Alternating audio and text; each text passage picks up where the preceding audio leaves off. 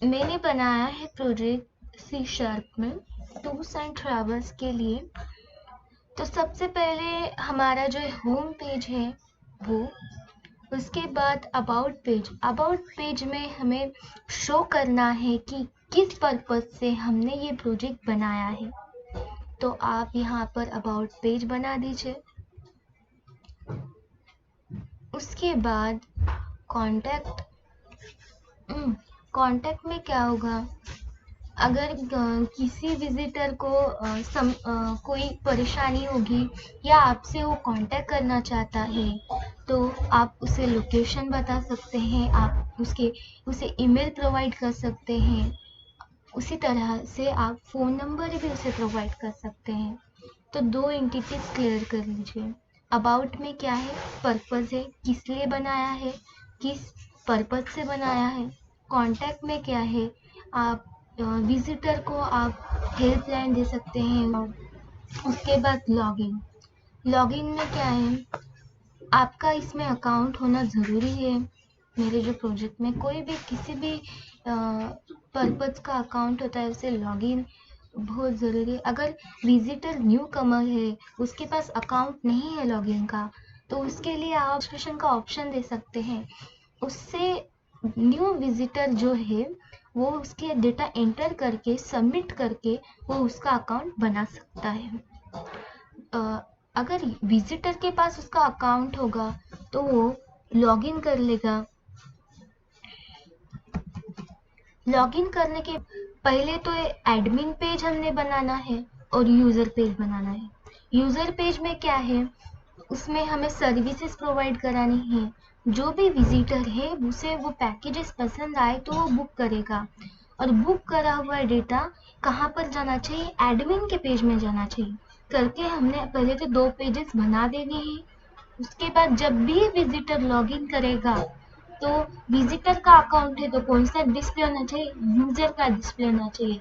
ये हमारा हुआ यूजर पेज। तो यूजर पेज डिस्प्ले होने के बाद वो जाएगा सर्विसेज पे, और सर्विसेज पे जाने के बाद आप उसे अलग अलग सर्विसेज प्रोवाइड कर सकते हैं।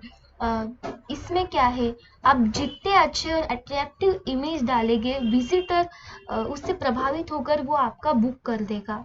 तो आपको अच्छे अच्छे इमेजेस लगाने हैं। उसके बाद कौन सी फैसिलिटी आप प्रोवाइड कर रहे हैं उसका लिस्ट बताना है। होटल बुकिंग है, ये फ्री है, फूड भी इसमें फ्री मिलेगा, बेबी सिटिंग होगी, कितना प्राइस है, पर बुकिंग कितना है, उसके बाद कितने दिनों का है, 2 3 इसमें करना है। इसमें मेंशन करने के बाद यूज़र विजिटर आएगा तो यूज़र लॉगिन करेगा और इस पेज में आएगा। तो इस पेज में आने के बाद उसे इनकेस अपना ये पसंद आता है तो वो बुक करेगा, और बुकिंग करने के लिए उसे उसका डेटा एंटर करना पड़ेगा, कौन से दिन के लिए वो बुक कर रहा है, क्या नाम है उसका, कॉन्टैक्ट नंबर क्या है, उसके बाद कितने चाइल्ड ट्रैवल कर रहे हैं, कितने एडल्ट कर रहे हैं ट्रैवल, इतना पूरी इंफॉर्मेशन विजिटर जो भी आ रहा है हमारे विजिट करने वेबसाइट, या जो यूज़र है वो इधर उसका डेटा फिल करके सबमिट कर देगा। सबमिट करने के बाद क्या है, यूज़र यूज़र और भी अपनी सर्विसेज बुक कर सकता है। तो जो भी बुकिंग है वो एडमिन के पेज में हमें शो करवानी होगी। तो ये रहा हमारा यूज़र का पेज। मैं फर्स्ट इसे लॉग आउट कर देती हूँ, और अगर अब एडमिन का लॉगिन डालती हूँ जो मैंने बनाया गया है। एडमिन का रजिस्ट्रेशन मत रखना है यहाँ पर, क्योंकि एडमिन वो होता है जो सर्विस प्रोवाइड कर रहा है, सर्विस ले नहीं रहा है। अगर आप एडमिन रजिस्ट्रेशन रख दोगे तो आपके जो प्रोजेक्ट है वो हैक होने के चांसेस बहुत ज़्यादा होते हैं। लॉगिन पेज पे लॉगिन करने के बाद एडमिन का हमें एडमिन पेज शो हो रहा है, जहाँ मैंने बताया था कि कितनी रजिस्ट्रेशन है वो शो होनी चाहिए, बुकिंग क्या है वो शो होनी चाहिए, बुकिंग रजिस्ट्रेशन। अब मेरे को देखना है कि कितने लोगों ने बुक किया है एडमिन को।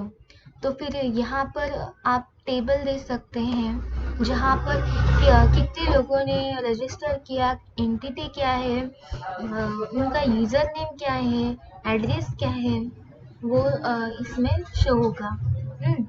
व्यू बुकिंग में क्या करने का है?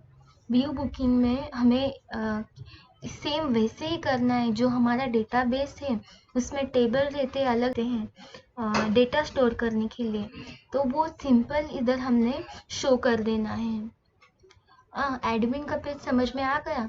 इसमें क्या करने का, व्यू रजिस्ट्रेशन करने का है, व्यू बुकिंग करने का है। कॉन्टेक्ट अबाउट उसके जैसा है। अगर ये बटन हटा दिए तो भी ज़रूरत नहीं। फिर लॉग आउट, अब मैं लॉग आउट कर देती हूँ। ये अगर आपको कोई भी क्वेरी हो तो आप कमेंट बॉक्स में कमेंट करके मुझसे पूछ सकते हैं।